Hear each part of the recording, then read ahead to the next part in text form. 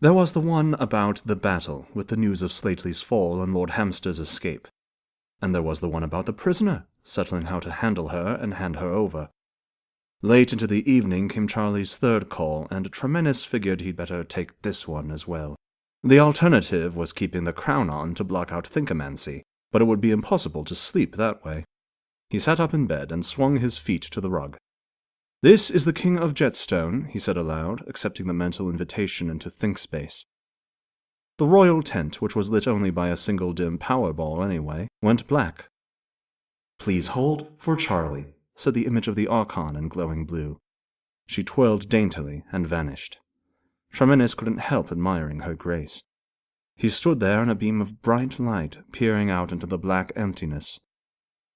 Forth from the blackness of mind there materialized the figure of a man, with a prominent hawksbeak nose and a thin moustache.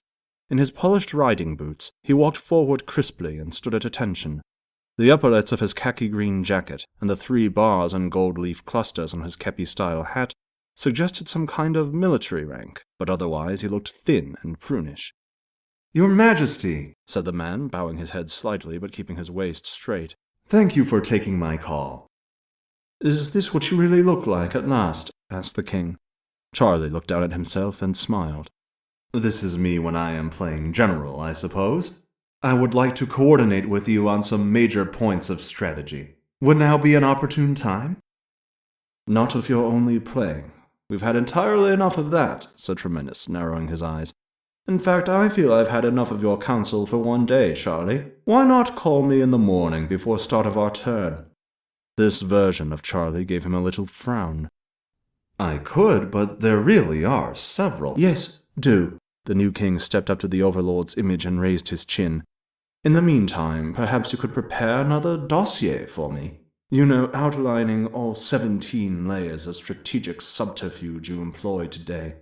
Spell out for me just how cleverly you manipulated all the players in the field, Thack and Hagar and, of course, Chetstone. Then," said the king, stepping right up into the apparition's face, "jot down approximately how, despite all of your brilliant strategic intrigue, General, how we lost my father, my brother, a caster, and the capital, and yet failed to secure the one enemy asset you insisted was worth any price."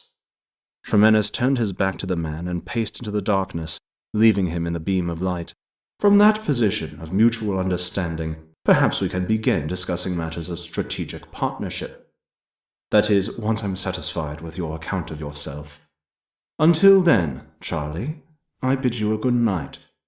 He walked further off into darkness, willing the royal tent back into focus in his vision. Break.